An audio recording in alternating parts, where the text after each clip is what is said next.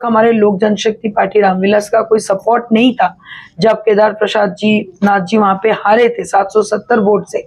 और इस बार जब यहाँ पे प्रचार करने जाएंगे हमारे नेशनल प्रेसिडेंट, तो डेफिनेटली आंकड़ों में तो बढ़ोतरी होगी। हाँ, डेफिनेटली आसान नहीं होगा, ये बात बिल्कुल सही है, एकदम मान रहे हम लोग इस बात को। और ये चीज मुझे ऐसा लगता है कि बीजेपी को भी पता है कि इस बार जो डायरेक्ट फाइट है वो हमारे जेडीयू के कैंडिडेट के साथ है, और वो भी नीतीश कुमार जी खुद वहां पे जा रहे हैं। तो ये तो अच्छी बात है कि भाई उनको इतना तो समझ में आ गया कि कम से कम चुनाव के टाइम पे उनको जाना चाहिए। बाकी विकास के टाइम पे या फिर आरा में जो हत्या हुई तब तो वो कहीं गए नहीं। नमस्कार, आप देख रहे हैं सिटी पोस्ट और मैं हूं अभिषेक मिश्रा। बिहार में कुढ़नी विधानसभा के उपचुनाव हैं और कुढ़नी विधानसभा सीट पर होने वाले उपचुनाव के एक एक खेल पर हमारी नजर है। एक एक गणित को हम समझने की कोशिश कर रहे हैं और आप तक पहुंचाने की कोशिश कर रहे हैं। क्या लोक जनशक्ति पार्टी रामविलास के राष्ट्रीय अध्यक्ष चिराग पासवान की चुनौती इस बार बड़ी है? मोकामा और गोपालगंज में तो बीजेपी के लिए बैटिंग की, मोकामा में रोड शो किया, गोपालगंज में प्रचार किया। मोकामा भारतीय जनता पार्टी हार गई, तब भी भारतीय जनता पार्टी ने चिराग पासवान को क्रेडिट दिया और यह कहा चिराग पासवान ने मदद की। लेकिन कुढ़नी में भी क्या ऐसा ही होगा? और कुढ़नी में कोई खास कमाल चिराग की वजह से बीजेपी दिखा पाएगी? कितनी मदद चिराग पासवान भारतीय जनता पार्टी की कर पाएंगे?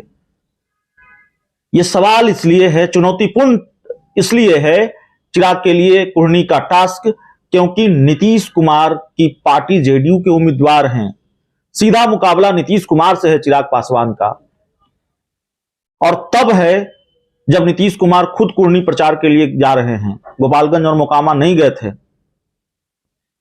एक मनोवैज्ञानिक बढ़त के साथ नीतीश कुमार जाएंगे। छात्र संघ चुनाव में 5 में से 4 सीटें, सेंट्रल पैनल की 5 में से 4 सीटें जेडीयू के हिस्से आई हैं।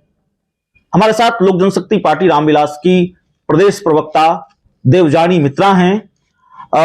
मैडम, लगता नहीं मामला ज्यादा मुश्किल हो गया चिराग जी के लिए? नीतीश कुमार खुद सामने होंगे और एक मनोवैज्ञानिक बढ़त के सामने होंगे। जेडीयू ने छात्र संघ चुनाव में बेहद अच्छा प्रदर्शन किया है।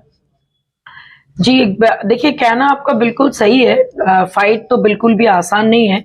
अगर हम लोग लास्ट ईयर की अगर बात करें, जब आपका 2020 में जो चुनाव हुआ था उसमें बीजेपी के कैंडिडेट जो थे वो आपके केदार प्रसाद नाथ जी थे और वो 770 वोट से ही हारे थे। और उस वक्त आपका क्या कहते, जो जीत जो हुई थी वो आपकी डेफिनेटली आपकी उनकी नहीं हुई थी। लेकिन अगर मैं इस बार की बात करूं, इस बार बहुत सारी चीजें चेंज है। अगर आप देखिएगा तो आपके सैनी समाज से आपके जो सवर्ण के तरफ से जो नीलम कुमार जी को खड़ा किया गया, फिर एमआईएम के तरफ से, फिर आपके ओवैसी जी के वहां पे जी ये सारी चीजों को देखते हुए मैं आपको ये बोलूंगी कि आपके जो कुढ़नी में जो है डेफिनेटली आंकड़ा इतना आसान नहीं होगा। लेकिन मैं आपको फिर भी एक बात बताऊं कि मुश्किल भी इसलिए नहीं होगा क्योंकि अगर बिना कुछ उस वक्त हमारे लोक जनशक्ति पार्टी रामविलास का कोई सपोर्ट नहीं था जब केदार प्रसाद जी नाथ जी वहां पे हारे थे 770 वोट से। और इस बार जब यहाँ पे प्रचार करने जाएंगे हमारे नेशनल प्रेसिडेंट, तो डेफिनेटली आंकड़ों में तो बढ़ोतरी होगी। हाँ, डेफिनेटली आसान नहीं होगा, ये बात बिल्कुल सही है, एकदम मान रहे हम लोग इस बात को।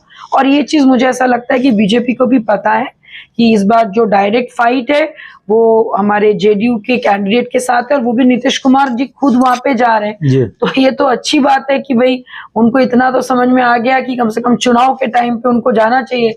बाकी विकास के टाइम पे या फिर आरा में जो हत्या हुई तब तो वो कहीं गए नहीं। तो कम से कम अगर उनको ये एहसास हो गया कि कुढ़नी में जाना मेरे लिए जरूरी है क्योंकि वहाँ पे इलेक्शन है। और जैसे आपने बताया कि भी छात्र संघ का जो हुआ उसमें ज्यादातर कैंडिडेट्स आपके जेडीयू का ही जीता है।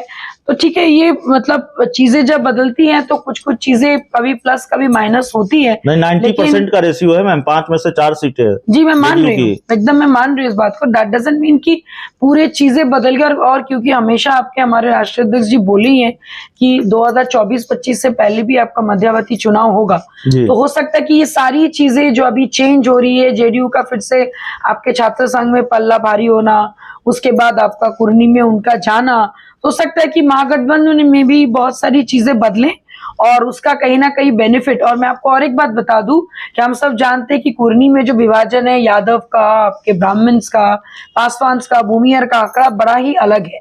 और इस बार यादव वोट भी आपका ऐसा नहीं कि 100% आपका आरजेडी के वजह से आपका महागठबंधन को जाएगा, ऐसा भी नहीं है, क्योंकि हम सब जानते हैं कि साधु यादव और इंदिरा यादव को लेकर आपका ऑलरेडी आरजेडी में एक ऑलरेडी जंग छिड़ चुकी है।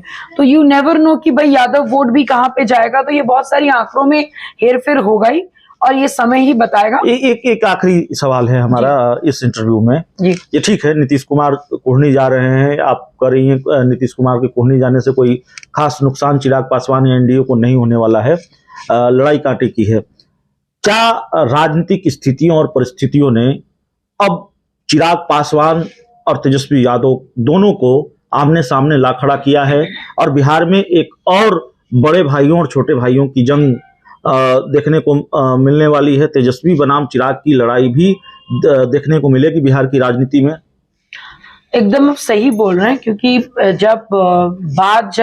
सवाल जब बिहार की है, जब राज्य की है, और बड़ा भाई छोटा भाई तो व्यक्तिगत संपर्क हो गया, लेकिन जब आप राज्य की बात करें तो डेफिनेटली होनी भी चाहिए, क्योंकि महागठबंधन आने के बाद ऐसा नहीं कि भाई अचानक से आपकी बहुत सारी अच्छी चीजें हुई। अभी आपके कुछ दिन पहले जो एम्प्लॉयमेंट जो वो बांट रहे थे, उसको भी लेके हम लोगों ने देखा, बहुत सारी चीजें सामने आई कि भाई जो भी वहां पे रिक्रूटमेंट हुआ था वो एनडीए सरकार में ही हुआ था, अभी वो लोग अपॉइंटमेंट लेटर बांट रहे थे। फिर आपके आरा में जो एक से एक के बाद एक जो 9 दिनों में 9 हत्याएं, ये सारी चीजें अगर आप देखेंगे तो कहीं ना कहीं दोनों युवा नेता को एक दूसरे के सामने डेफिनेटली लाके खड़ा कर दिया है, और ये अच्छी चीज है। इसमें हमारे यूथ, हमारे हम लोग खुद या फिर हमारे बिहार के लोगों को भी बहुत आसान होगा चीजों को सही और गलत के बीच में फर्क करने में। और रही बात आपके अब कौन आगे जाएगा कौन पीछे रहेगा, ये तो वक्त ही बताए, और हम सब देख रहे हैं कि चीजें बदल रही है, और कुछ अच्छा चीज होने के लिए बहुत बुरा चीजों का दबाव और प्रेशर बहुत बड़ा होता है, और वही अभी बिहार राज्य में चलिए वही बिहार की राजनीति में देखने को मिल रहा है जी। नीतीश कुमार अगर कुढ़नी जा रहे हैं, चिराग पासवान के लिए चुनौती बड़ी नहीं है। चिराग पासवान के लिए कोई चुनौती नीतीश कुमार नहीं है, यह दावा लोक जनशक्ति पार्टी रामविलास का है, चिराग पासवान की पार्टी का है। इस इंटरव्यू में, इस बातचीत में इतना ही। बहुत बहुत धन्यवाद।